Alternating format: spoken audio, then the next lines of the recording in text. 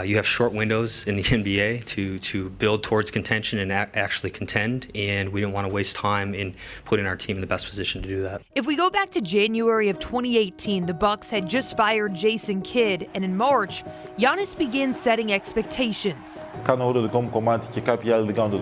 In Greek, Giannis said everyone had to do their part to win a championship, and if that didn't happen, change would be necessary, even if that meant moving on from each other, and that message was received. I think there's a genuine excitement about where we can go. I think a genuine understanding of how much work we have to put in to get there. In May, the Bucks hired Mike Budenholzer and saw instant results, making it to the Eastern Conference Finals for the first time since 2001. But even then, the pressure remained. That May, a source close to Giannis told ESPN that reaching the NBA Finals wasn't just a goal. In fact, it could tip the scales as he weighed his future in Milwaukee. But we can get better, and that's the amazing part about it. A lot of teams can say they can get better, but we can get better. A push off the miss. Giannis! So with that, fast forward to 2020. There's Antetokounmpo on the open floor. Giannis won his second straight MVP, but the Bucks again came up short, Butler losing in the conference semis.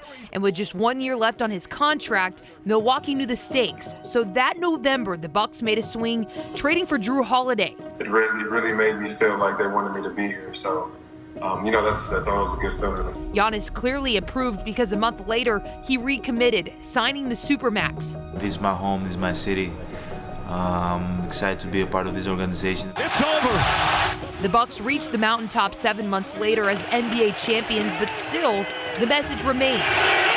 Following the championship, Giannis told GQ magazine, quote, "Me and my family chose to stay in this city for now. In 2 years, that might change."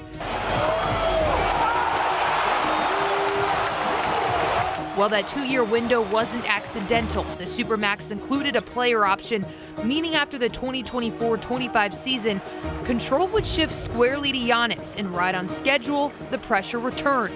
At the end of the 2023 season, Milwaukee earned the top seed in the East, only to be stunned by Miami in the first round, and shortly after, the Bucks would fire Mike Budenholzer. They'd ultimately promote Adrian Griffin, and with the window open for another extension, Giannis told the New York Times he needed to see championship-level commitment before re-signing. And we begin with the Milwaukee Bucks blockbuster trade. Well, what'd they do that September? A stunning blockbuster trade that brought Damian Lillard to Milwaukee. And then just weeks later, Giannis recommitting again, signing a 3-year extension. I don't have to think about that. I don't need the media talks to be about my contract and if I'm going to stay, if I'm going to leave, because I knew in my heart that I wanted to stay.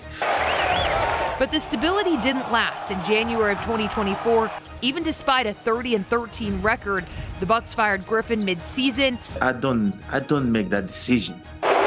Doc Rivers then took over, and Milwaukee never regained its footing. You can see the disappointment. Another first-round exit in 2024. This is the ball game. And then another in 2025.